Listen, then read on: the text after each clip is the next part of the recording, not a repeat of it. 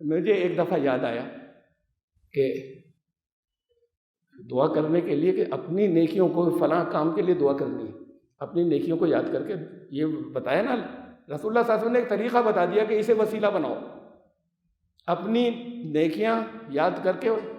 اب ہم نے نیکیاں یاد کرنی شروع کی، اپنی اچھائیاں، چیزیں یاد آتی نہیں۔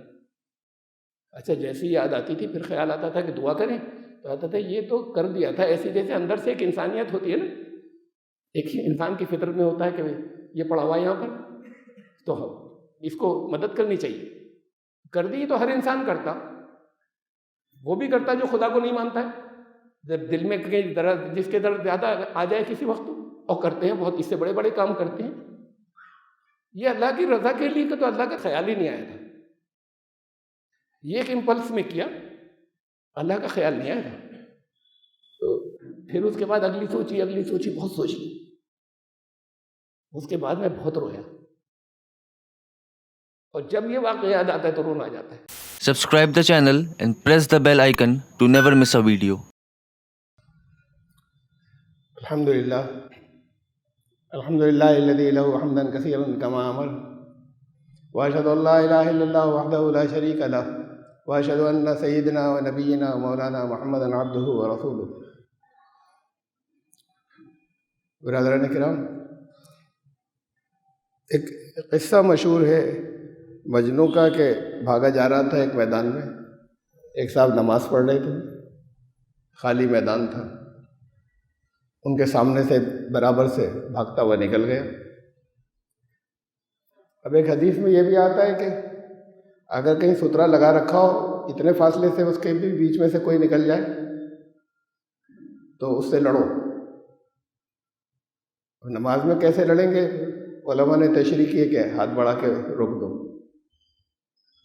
انہوں نے شاید اس کا یہ مطلب سمجھا کہ لڑنے کا، کہ وہ پیچھے بھاگے، اس کے دوڑ کے پکڑ لیا، پکڑ کے 2-4 ہاتھ جھاڑ دیے۔ اب کہا میں نماز پڑھ رہا تھا، میرے آگے سے بھاگا تو اس نے کہا آپ نے صحیح مارا مجھے، لیکن میری مجبوری یہ ہے کہ مجھے ہوش ہی نہیں تھا، کچھ نظر ہی نہیں آ رہا تھا، میری ایک منزل ہے، میری نظروں پہ تو وہی تھی بس، نہ آپ دکھے نہ کچھ اور دکھ رہا تھا۔ آپ نے صحیح مارا مجھے، لیکن یہ تو بتائیے کہ آپ کو میں کیسے نظر آ گیا؟ آپ کی منزل کدھر تھی اور آپ نے مجھے دیکھا کیسے؟ میں تو آپ کو دیکھ نہیں پایا۔ اسے کہتے ہیں، یہ تو قصے کہانیوں کا قصہ ہے، اسے کہتے ہیں حنیف ہونا عربی میں یا قرآن کی زبان میں، جو مجنوں حنیف تھا۔ حنیف کہتے ہیں اسے جو ایسا یکسو ہو جائے کسی کی چیز کی طرف کہ پھر ادھر ادھر سے بالکل غائب ہو جائے، سب طرف سے کٹ کر کسی ایک طرف یکسو ہو جائے، اسے کہتے ہیں حنیف قرآن کی زبان میں۔ اور اخلاص کا بھی یہی خلاصہ ہے۔ اخلاص کسے کہتے ہیں، یا اخلاص دین میں کیا اہمیت ہے، ایمان کے لیے کتنا ضروری ہے؟ اخلاص لفظ آپ دیکھیے اردو میں بولتے ہیں نا، اخلاص بھی بولتے ہیں، خلوص بولتے ہیں، خالص بولتے ہیں، یہ سب ایک ہی مادے کے الفاظ ہیں، یہ ملتے جلتے معنوں کے۔ جیسے سونا ہوتا ہے خالص، کہتے ہیں، کہا جاتا ہے کہ 24 کیرٹ کا سونا بالکل پیور سونا ہے۔ وہ ٹیکنیکلی 24 کیرٹ ٹیکنیکلی سونا 100% پیور ہوتا ہی نہیں کبھی۔ وہ 24 کیرٹ کا سونا جو ہوتا ہے وہ 99.99% پیور ہوتا ہے، 100% نہیں، بہت معمولی سا جو ہے وہ کسر رہ گئی۔ ایک اور لمٹ اس کی گولڈ کی بیان کی جاتی ہے، وہ اسے کہتے ہیں فائننس۔ وہ 99.9999 6 بار اتنے % پیور ہو تو یہ فائننس کہلاتی ہے۔ دنیا میں سب سے زیادہ پیور بس ایک مرتبہ جو سونا آج تک بنایا جا سکا ہے، آسٹریلین تھا کہ اس نے بنایا، وہ 4 9 لگے ہوئے تھے، فیئرنیس تک وہ بھی نہیں پہنچا ہی نہیں آج تک وہاں تک۔ تو وہ 4/9 تک 99.9949 تک پیور سونا بنا سکا یہ ایک ہی آدمی تھا کوئی. وہ فیئرنیس کے لیول تک وہ بھی نہیں پہنچا، اور فیئرنیس بھی 100% نہیں ہوئی. 100% اگر ہو، جو کہ ٹیکنیکلی ممکن ہی نہیں ہے. 100% تو کوئی بھی چیز اگر خالص ہے اور پیور ہے اور صحیح ہے تو وہ اللہ کی ذات ہے. اب یہ 9999 6 مرتبہ یہ فیئرنیس، یہ بس قریب ترین درجہ ہے. یہ ہے اللہ کا تقرب، قریب تر. وہاں پہنچے تو خدا ہو جاؤ گے، خدا ہو نہیں سکتے. تو بس قریب ترین درجے تک پہنچے، یہ ہے مقرب ہونا. سب سے قریب پہنچ گئے، اس سے آگے نہیں جا سکتے. آخری لمٹ آ گئی. اس سے آپ خالص کو سمجھیں، اور خالص سے پھر خلوص کو سمجھیں، اخلاص کو سمجھیں کہ اخلاص کیا ہے. اخلاص ایک ڈیفینیشن، جیسے اب انگریزی میں کوئی لفظ نہیں ہے اس کے لیے. اس اخلاص کے لیے بہت ہم کہتے ہیں سنسیئرٹی ایگزیکٹ اخلاص نہیں ہوتا، تھوڑی سی کمی رہ جاتی ہے. لوگوں نے طرح طرح سے جسے کچھ ڈیفائن کیا ہے سنسیئرٹی کو. اخلاص تو اس سے آگے کی چیز ہے. سنسیئرٹی کو ڈیفائن کیا ہے تو وہ شکل میں کہ بہت سیریسنس ہو لیکن ساتھ میں آنیسٹی بھی ہو. ان دونوں کا مکس جو ہے وہ سنسیئرٹی ہوتی ہے. اب سنسیئرٹی کا ترجمہ کرتے ہیں تو ہم یہی کر لیتے ہیں خلوص، لیکن یہ خلوص اس سے ذرا آگے کی بات ہے. یہ اخلاص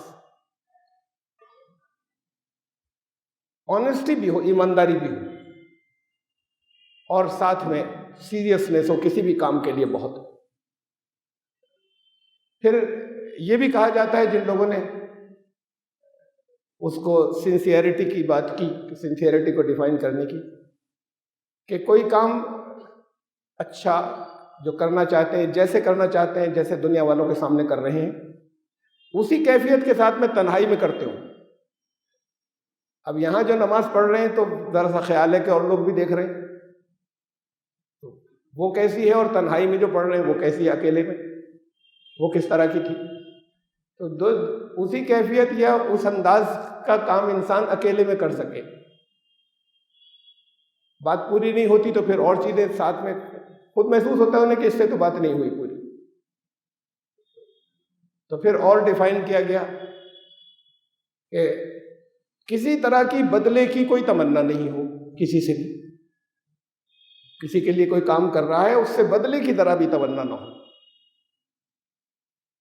یہ ہمارے یہاں ہندو دھرم میں ایک لفظ آتا ہے.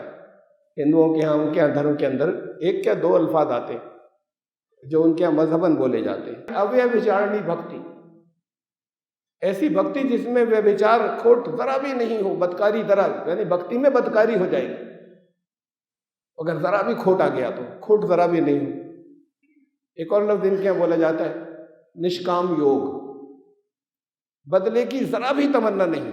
یہ کہتے، بلکہ یہ ہندو اسکالرز جگہ جگہ مذاق اڑاتے ہیں سورگ اور نرک کا، اور کہتے ہیں نشکام یوگ ہونا چاہیے، صرف اسی کے لیے کام.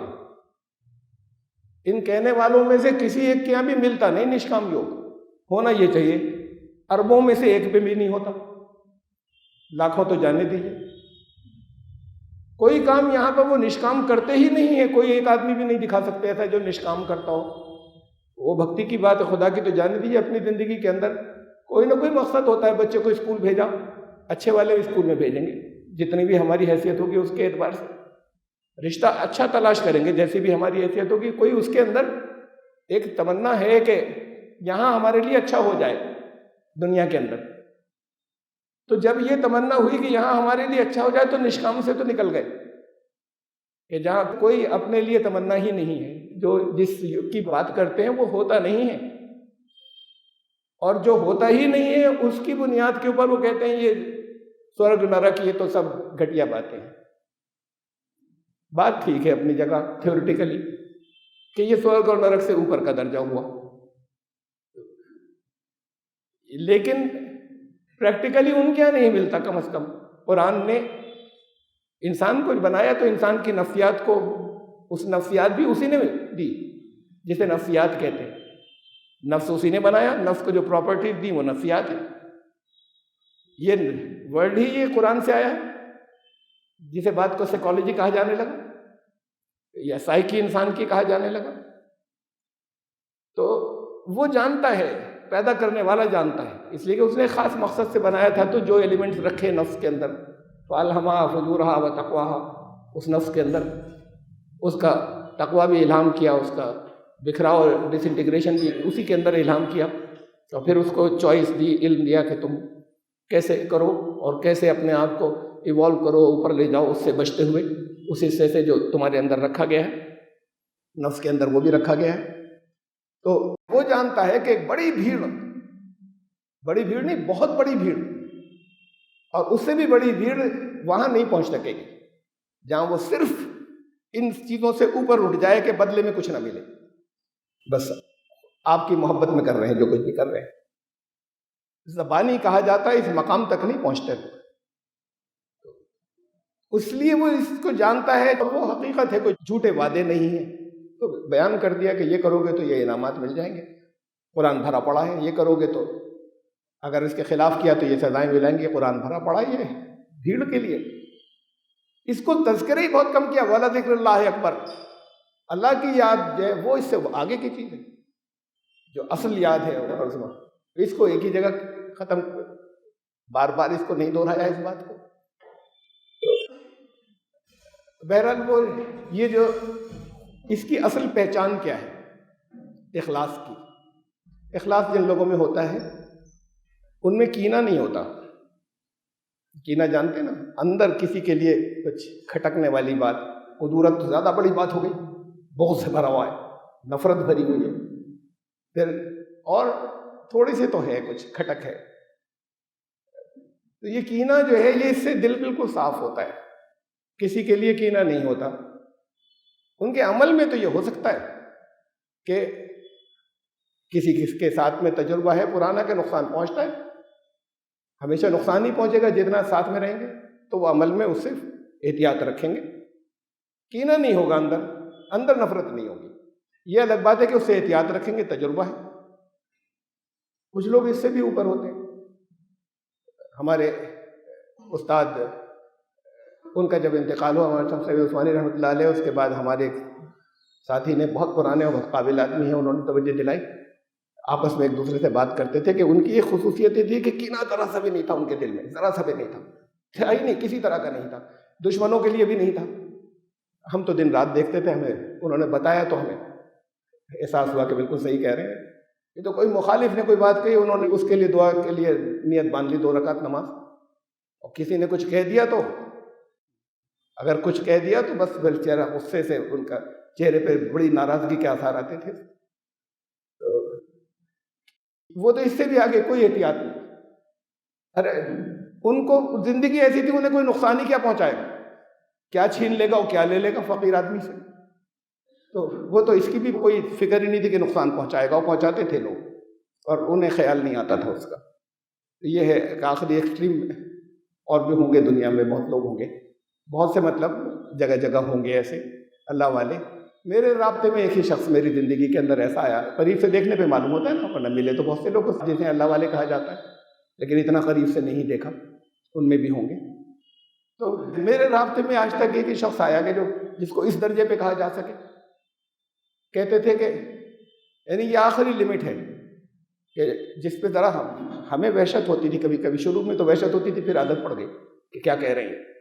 دیکھیں وہ شیطان کے لیے بھی دل چاہتا ہے دعا کریں، اس کو اللہ معاف کر دے، تو کبھی بھی معاف کر سکتا ہے نا، ایسے تھوڑی کہ وہ زندگی گزر گئی، اب بھی معافی کا راستہ تو کھلا ہی ہے، تو اس کے لیے بھی دعا کرنے کا دل چاہتا ہے۔ پتہ نہیں کرتے تھے یا نہیں کرتے تھے، اتنے ہم سے کہا، ہمیں ذرا اس کے اوپر شروع میں تو بڑی وحشت ہوئی، لیکن بات کو کبھی اور کہا تو بس چونکہ عادت پڑ گئی تھی، سن لیا۔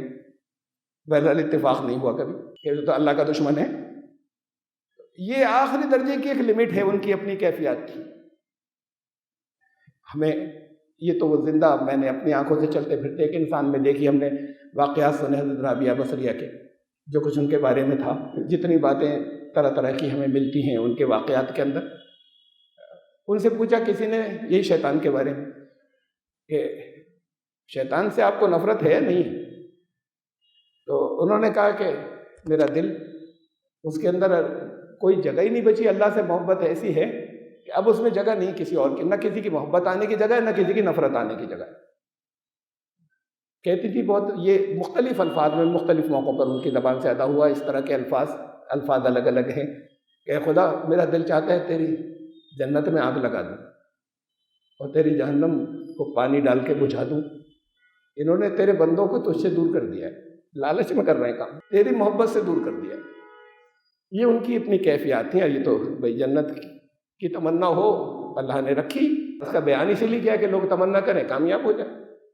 لیکن یہ درجہ اس سے آگے کا ہے اور اوپر کا ہے جو کروڑوں اربوں کے بعد جا کر ملتا ہے. سچ مچ اس درجے کی کسی کی زندگی ہو جائے.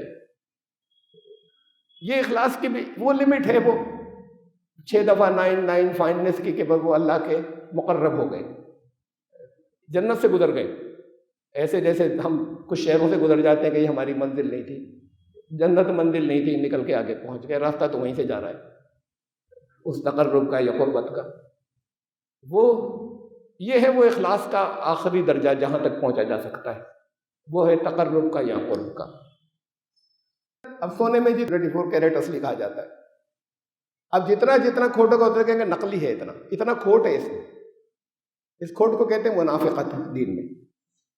تو اخلاص کے ساتھ میں یہ جتنا کھوٹ ہوگا، یہ پرسنٹیج جتنی کم ہوگی یہ اتنی منافقت ہے. ایمان اتنا ایمان کم ہے، یہ ایمان گولڈ ہے، اتنی ہی منافقت کا حصہ زیادہ ہوگا. اور جتنا یہ کھوٹ کم ہوتی چلی جائے گی منافقت اتنی کم اور ایمان کا حصہ اتنا جو ہے وہ زیادہ ہوگا. اس کے بارے میں نے کچھ پریکٹیکل ایک مظہر دیکھے غیر مسلموں کے یہاں کا ایک قصہ سناؤں آپ کو، جو میرا اپنا ایکسپیرینس، اپنا تجربہ. بہت پرانی بات ہے، شاید 30 سال ہو گئے ہوں. گجرات میں وہاں احمد آباد میں سوادھیائے پریوار کے ایک صاحب تھے، بڑے اچھے لوگ ہوتے ہیں سارے سوادھیائے پریوار کے. یہ آپ کے سب کے سوچنے کی بات ہے کہ سب کیسے اچھے ہو جاتے ہیں. برہما کماری کے سب لوگ کیوں اچھے ہو جاتے ہیں، سب جتنے ہیں جہاں ہیں لاکھوں کیوں ہو جاتے ہیں، کیسے ہو جاتے ہیں، تو الگ موضوع ہے. بہرحال انہوں نے کہا چلیے آپ کو اپنا ہم مندر دکھائیں یہاں کا. کہ ہوگا بھی مندر ان کا ذرا زیادہ کچھ اچھا بنا ہوگا، شاندار. وہ بہت لمبا کمپلیکس تھا، بہت بڑا ہو، بہت دور تک جہاں وہ لے گئے ہمیں. اور پھر مین مندر اس کے اندر جس جگہ تھا، وہ تو کہتے تو پورے کو مندر کہہ رہے تھے، مندر پریسر کہتے. مین مندر جس جگہ تھا وہاں 4 طرف سے ماربل کی سیڑھیاں جا رہی تھیں اوپر، اور سب سے اوپر ٹاپ کے اوپر بہت چوڑا، بہت کافی بڑا ایک بہت بڑا شیشے کا چاروں طرف سے بند تھا، وہ شری کرشن کی مورتی لگی ہوئی تھی، وہ بھی بہت بڑی تھی. بس اندر کو اتنا تھا، وہ چاروں طرف سے سیلڈ تھا شیشے سے. ہم سیڑھیاں چڑھ رہے تھے، ایسا کہ آپ نے یہاں دیکھا ہوگا نا رضا لائبریری پہ جگہ جگہ، اور لوگوں نے اور بلڈنگس پہ دیکھا ہوگا، کچھ سیڑھیاں اس کے بعد کچھ ایسا فلیٹ، تھک نہیں جائیں جب اونچی کوئی جگہ ہوتی ہے، پھر کچھ سیڑھیاں پھر تھوڑی دور تک فلیٹ. تو ایسے ہی وہ ماربل کی سیڑھیاں دونوں طرف سے آ رہی تھیں. بالکل کنارے، ریلنگ کے کنارے لوگ بیٹھے ہوئے تھے، زیادہ سے زیادہ 2 لوگ سائڈ بائی سائڈ، اور بالکل بہت چوڑا تھا وہ ہر طرف سے. اور وہ بہت چوڑا حصہ سارا بالکل خالی تھا، کوئی بہت بھیڑ بھاڑ نہیں ہوتی تھی، لیکن جتنے لوگ جائیں وہ اس کے لیے خالی، کوئی رکاوٹ نہیں آئے. لوگ خاموش بیٹھے ہوئے تھے، بالکل خاموش، کسی کے منہ سے آواز نہیں، آنکھیں بند تھی، بیٹھے ہوئے تھے کہ جیسے کوئی دھیان میں ہو. مرد عورتیں جگہ جگہ سیڑھیوں کے اوپر، ہر سیڑھی کے اوپر جو پلین حصہ تھا وہاں بھی بیٹھے ہوئے تھے، ایسے کہ بہت چوڑا راستہ چھوٹا ہوا تھا کہ بیچ میں آ کے کوئی نہیں بیٹھ جائے، جانے والوں کو پریشانی ہو. وہاں اوپر تک گئے تو انہوں نے کہا دیکھیے ہمارے کوئی گھنٹہ نہیں بجتا، کوئی تلک ولک یہاں نہیں لگتا، یہاں کوئی کسی طرح کا طریقہ مقرر نہیں کہ کوئی کیسے کیا کرے، اور یہاں کوئی پرشاد نہیں ہوتا، کوئی پیسے نہیں خرچ کرنے ہوتے.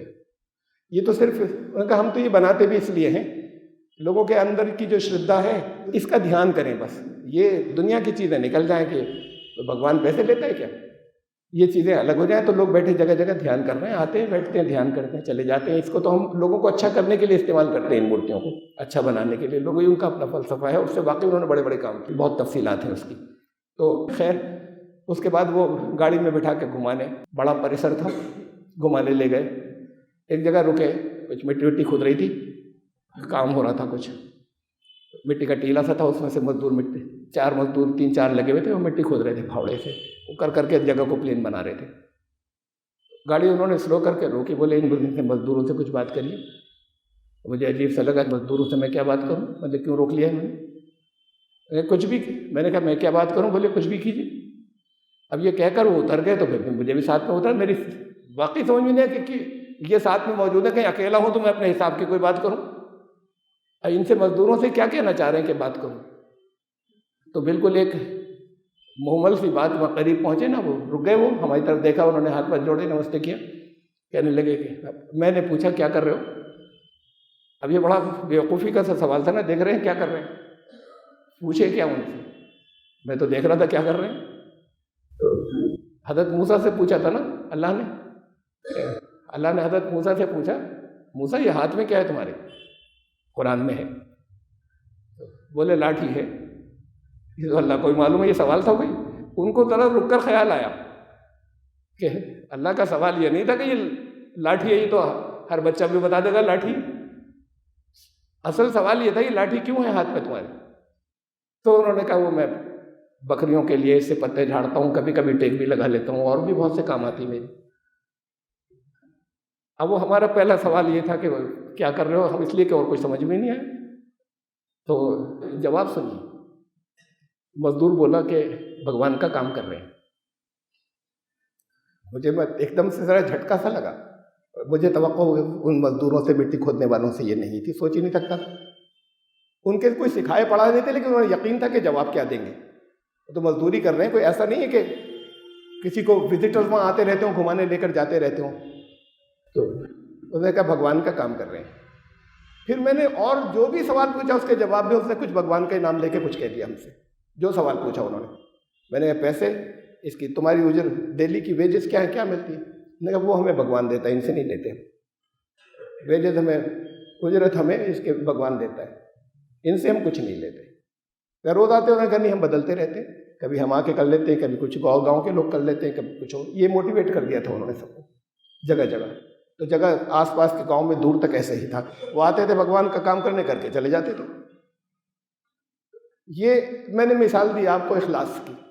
وہاں پر دیکھا ہے کہ اخلاص اس درجے کا. پھر ان میں بے پڑھے لکھے لوگوں میں جو ادھر مورتی پہ نہیں جا رہے، کسی جگہ نہیں جا رہے، اس میں ساتھ میں یہ بھی نہیں ہے کہ ہمیں کچھ اس کے بدلے ملے گا. اس میں ایک واقعہ میں آپ کو سناؤں. یہ تو میں نے پریکٹیکل بتایا کہ یہ تربیت کا کیسا نظام ان میں چل رہا ہے اللہ کا. کچھ ہوگا اللہ کو منظور ان لوگوں کے لیے، خالی اسی گروپ کے لیے بہت سے گروپ ہیں. عجیب تربیت کا نظام چل رہا ہے جو عام طور سے نظر نہیں آتا لوگوں کو. نظر یہ مختلف وہ باتیں کرتے ہوئے نظر آتے ہیں جو اچھی نہیں لگتی. وہ لوگ، یہ لوگ نظر نہیں آتے. بہت بڑی سنکھیا، بہت بڑی تعداد کے اندر ہے، کروڑوں میں بھی 2-4 کروڑ نہیں، بہت زیادہ مختلف گروپوں کے. رسول اللہ صلی اللہ علیہ وسلم نے ایک واقعہ سنایا صحابہ کو. کوئی ان کے واقعے دل بہلانے کے لیے تو ہوتے نہیں تھے.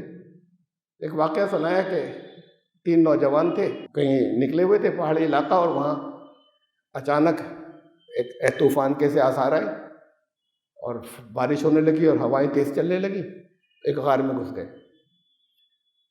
وہ ہوا بہت تیز چلی، اوپر سے ایک چٹان لڑکتی ہوئی آئی اور وہ اسی غار کے منہ پر آ کے وہیں رک گئی اور بند ہو گیا غار. اور چٹان کو تو 50 آدمی مل کے بھی نہیں ہلا سکتے تھے، ان 3 کی تو بات ہی الگ ہے. بس جب ختم ہو گیا طوفان تو اب ان کی سمجھ میں نہیں آیا کیا کریں. اپنے ہاتھ سے جو بھی انہوں نے کوشش کر لی، کوشش کرنا تو بیکار تھا. ان میں طے یہ ہوا کہ ایک نے مشورہ دیا کہ ہم اپنی کسی نہ کسی نیکی کو یاد کریں اور اس نیکی کا حوالہ دے کر، اس کا ریفرنس دے کے اللہ سے اگر ایسی نیکی یاد کرنی جو ہم نے اللہ کی رضا کے لیے کی، اور پھر اللہ سے کہیں اللہ اگر آپ کی رضا کے لیے، آپ تو جانتے ہیں اگر ہم نے یہ کیا تھا تو ہمیں اس مصیبت سے نکال دیے. ایک نے اپنی ایک نیکی یاد کی اور ہوا یہ کہ ہوائیں چل رہی تھیں، اس کی وجہ سے پھر چٹان ہلی، لیکن تھوڑا سا پیسج بنا، اتنا نہیں تھا کہ نکل پاتے. دوسرے نے اپنی ایک نیکی کی بات کی اور دعا کی کہ اللہ یہ اگر میں نے آپ کی رضا کے لیے کیا تھا تو ہمیں اس پریشانی سے نکال دیجیے. اور پھر کوئی زلزلہ آیا، جو کچھ بھی ہوا وہ چٹان پھر ہلی جائے، لیکن پھر واپس آ گئے اپنی جگہ، گیپ اور بڑھ گیا. اور تیسری دفعہ پھر وہ تیسرے نے اپنی کسی نیکی کو یاد کر کے بیان کیا زور سے سب کے سامنے، اور اللہ سے سب کے سامنے دعا کی کہ اللہ اگر آپ کی رضا کے لیے کیا یہ کام تو، اور آپ جانتے ہیں، تو اس چٹان کو اسے ہٹا دیجیے. تو پھر جو کچھ بھی وہاں پر نیچرل حالات پیدا ہوئے ہوں گے، کام سارے دنیا کے اسباب سے ہوتے ہیں، ذرائع سے. یہ جو کہتے ہیں معجزہ ہو گیا، یہ سب اس کے اندر سب دنیا کے اسباب شامل ہوتے ہیں.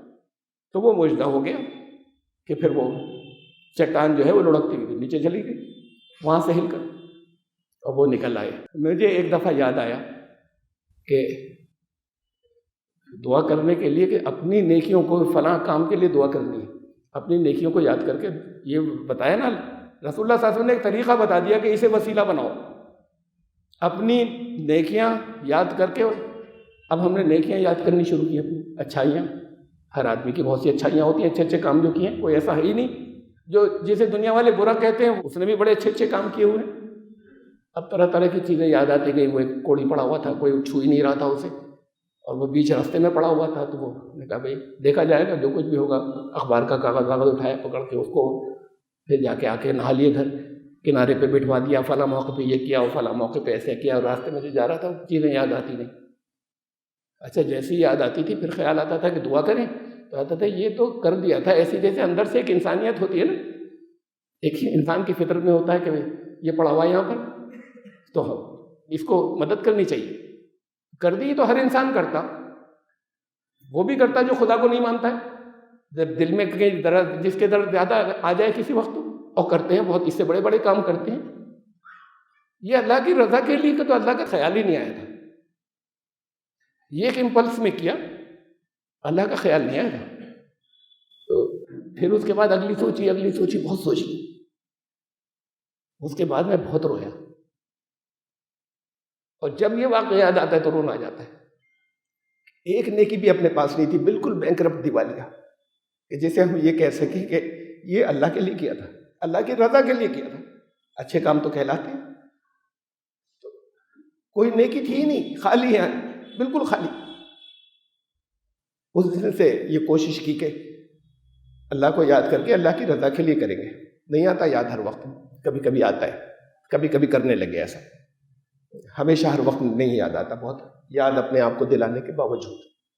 اس کا تو آپ لوگ بھی رکھیں خیال، بہت لے کر جا رہے ہیں، معلوم ہو خالی، بالکل یہ کچھ بھی نہیں ہے پاس میں۔ دیوالیہ تو اسی کو کہتے ہیں، ایک بھی نہیں ہے، لوگ بڑا نیک سمجھتے تھے، خود بھی سمجھتے تھے کچھ تو کیے ہی اچھے کام۔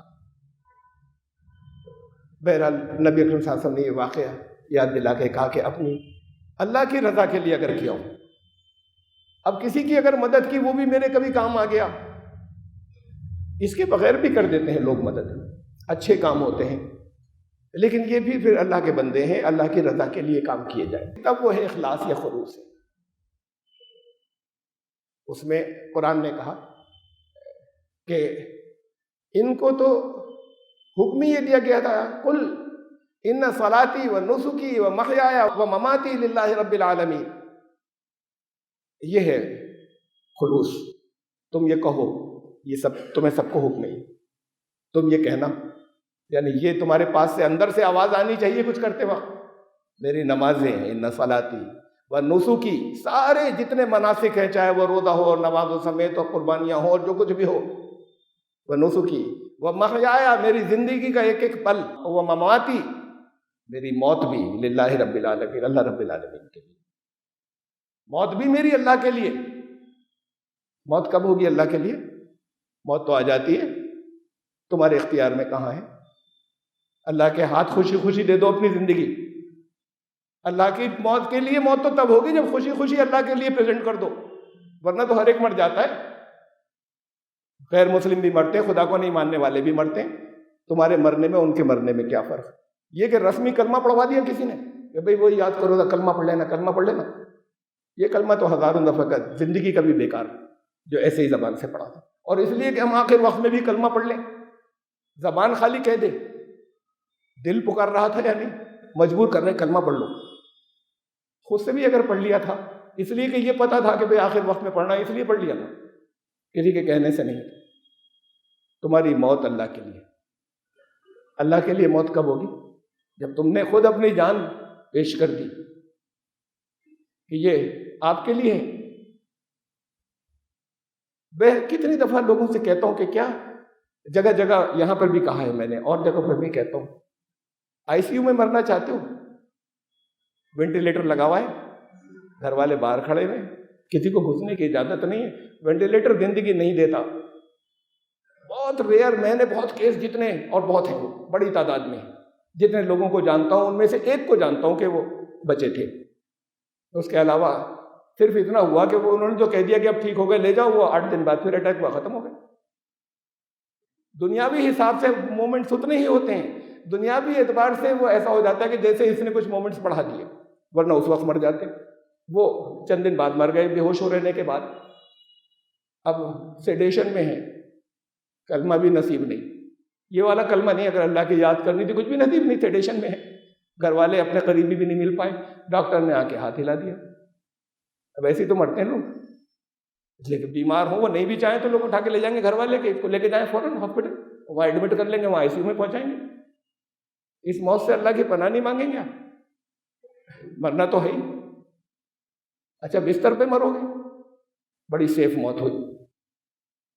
جب مرنا ہے تم اپنے مومنٹس بڑھا نہیں سکتے، بڑھا نہیں سکتی، تو پھر تمنا یہ کیوں نہیں ہو کہ اللہ کے دین کے لیے موت آ جائے، کہیں میدان میں مر جائے بجائے بستر پہ مرنے کے. کامیاب ہو گئے سب جتنی بھی تھیں. یہ آخری درجے کی، اسی لیے اسے شہادت کہتے ہیں. شہادت کا مطلب گواہی، اپنے جان سے گواہی دے دی، آخری گواہی. یہ کیوں نہیں بنتی لوگوں کی تمنا؟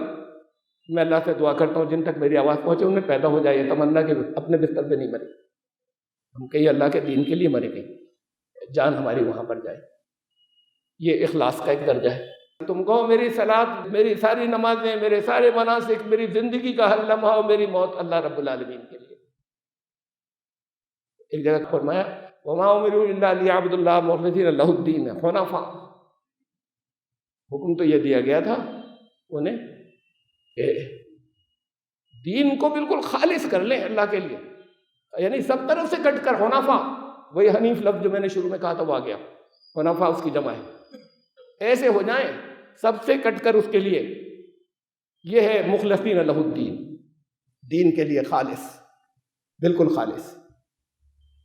شیطان نے کہا جب اسے نکالا گیا کہ اللہ یہ میرے ساتھ دھوکہ آپ نے کیا ہے، مجھے ڈوج دیا آپ نے، ٹریپ کر دیا.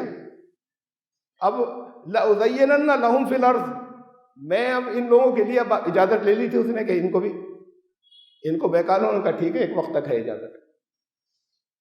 تو جب لے لی تو اب اس نے اب مل گئی نا، کہ تجھے بھی اجازت ہے. اب لیز تو مل گئی، واپس اسے آنا نہیں ہے، اپنی نیت سے اکڑے رہنا ہے. اب جو دل چاہے کہہ دے. کہا کہ مجھے تو آپ نے ڈوج دیا، میں ان کے لیے دنیا کی ہر چیز جو ہے وہ خوبصورت بنا کے رکھ دوں گا سامنے تاکہ یہ صحیح رستے سے ہٹ جائے. اس زمین پر جتنی ہیں لأزینن لہم فی الارض ولأغوینہم، اور میں ان کو ڈوج دوں گا اور دھوکے دوں گا. الا عبادک منہم المخلصین، لیکن وہ جو مخلص بندے آپ کے وہ ہاتھ نہیں آئیں گے میرے. یہ اس نے اس وقت ایڈمٹ کیا، اقرار کیا کہ سب کو وَلَأُغْوِيَنَّهُمْ أَجْمَعِينَ، سب کو ہی میں کہیں نہ کہیں ڈوج دے دوں گا، لیکن جو آپ کے جو مخلص ہیں وہ میرے ہاتھ نہیں آئے. إِلَّا عِبَادَكَ مِنْهُمُ الْمُخْلَصِينَ. اللہ نے کیا کہا جواب میں؟ قَالَ هَذَا صِرَاطٌ عَلَيَّ مُسْتَقِيمٌ، یہ ہے ہائی وے جو میرے پاس آ رہی ہے، یہ مخلصین والی سیدھی. ایک اور دوسری کا یہ اس ہائی وے کے بارے میں قرآن نے ایک دوسری جگہ کہا صراط کہتے ہیں ہائی وے کو، اور سبیل جو چھوٹے چھوٹے راستے جا کے اس ہائی وے میں ملتے ہیں. یہ فی سبیل اللہ والے تو اس ہائی وے پہ ملیں گے جا کے، وہ صراط سیدھی جو ہے وہ جو جا رہی ہے. ایک جگہ فرمایا ہے کہ ان ربی علی صراط مستقیم، میرا رب ملے گا ہائی وے پہ، اس پہ جاؤں گا ملے گا. تو یہ ہے اخلاص کے یہ سبیل، ان راستوں سے جو اللہ کی طرف جا رہے ہیں، لیکن وہ راستے ایسے ہوں کہ اس میں اس ہائی وے میں مل رہے ہو جا کے، کسی اور طرف جا کے نہیں مل جائے یا کہیں اینڈ نہ ہو جائے. وہ سب سبیل ہے، سبیل اللہ ہے، جو اللہ کے راستے میں جا کے اس صراط مستقیم پر مل گئے. اس پر آ گئے تو کہا کہ الا عبادک، وہ جو شیطان نے کہا تھا کہ سوائے اس کے آپ کے وہ بندے منہم المخلصین، جو مخلص ہیں، میں کچھ نہیں کر پاؤں گا. تو یہ اس نے اس سے پہلے کہ اللہ کچھ کہتا اس نے ایڈمٹ کر لیا تھا کہ میں کچھ نہیں کر پاؤں گا. اللہ نے کہا ہاں وہ آئیں گے سیدھے میرے پاس، ڈائریکٹ سیدھے. ان اللہ اشتری من المؤمنین، قرآن نے کہا نا سودا ہے ہمارا تمہارا. ایمان لانے والوں نے سودا کر لیا اپنے جان اور مال کا. اے اللہ یہ آپ کے اس کے بدلے میں بِأَنَّ لَهُمُ الْجَنَّةَ، جنت اللہ نے کہا تمہاری. یہ سودا اگر نہیں کیا جنت کیسے؟ اگر جان و مال کو اپنا سمجھا، اس کی جہاں ضرورت تھی اس نے تو کسٹوڈین بنایا ہے، تم بھی یوز کر لو، لیکن جہاں ضرورت ہو وہاں کنجوسی مت کرنا. پھر اس کیا ہے؟ ان کے لیے جنت ہے. یہ خالی کچھ پڑھنے والوں کے لیے جنت نہیں ہے، زبان سے کچھ کہنے والوں کے لیے. یہ چھوٹا درجہ ہے، یہ منزل جنت پر رک گئی. اس سے آگے کا درجہ ہے مقربین کا. وہ جنت ان کی منزل نہیں تھی، گزر گئے، قریب پہنچ گئے، اس کے پاس پہنچ گئے. اخلاص والے جو ہیں وہ وہاں پہنچیں گے. مقربین کے بارے میں سے تو آپ میں سے اور بہت سے لوگ اور تفصیلات جانتے ہیں، میں نے بتائی ہوئی. ارے کچھ غلطیاں کچھ کمیاں یہ تو ہر انسان کرے گا، اور کر لینے کے بعد پھر کچھ اس کے راستے ایسے ہیں کہ جس کے ذریعے مقربین کے درجے کے اوپر پہنچیں گے. تو کیا کچھ دنوں کے لیے ایسا نہیں کر سکتے کہ 100% اپنا دو گے نا تب جنت تک پہنچو گے، جنت کے اچھے درجے پہ. اور مقرب بننے کے کچھ راستے بتا رکھے ہیں، اس میں سے ایک یہ اخلاص ہے. اس اخلاص کے باوجود کمیاں آ جائیں، کچھ غلطیاں کہیں کہیں ہو جائیں گی، انہیں اللہ صاف کر دے گا. پھر ان کا درجہ جو یہ اس جنت کے مقام سے آگے ہے. تو کیا تھوڑے سے دن رہ گئے، وقت بہت کم ہے، اتنے وقت میں اپنے نفس کو کنٹرول نہیں کر سکتے اس کے لیے کہ ہم مکمل خالص ہو جائیں اللہ کے دین کے لیے، کہ تاکہ تمہارا درجہ مقربین میں ہو سکتا ہے. وہ وقت آنے والا ہے، تاریخ کا بڑا اہم موڑ ہے. تو جنت والوں سے آگے اللہ تعالیٰ سب کو توفیق عطا فرمائے ارادہ کرنے کی اور نیت کرنے کی، اور پھر اس کے بعد اس پر عمل کرنے کی. بارک اللہ لنا و فی القرآن العظیم انہ تعالی جواد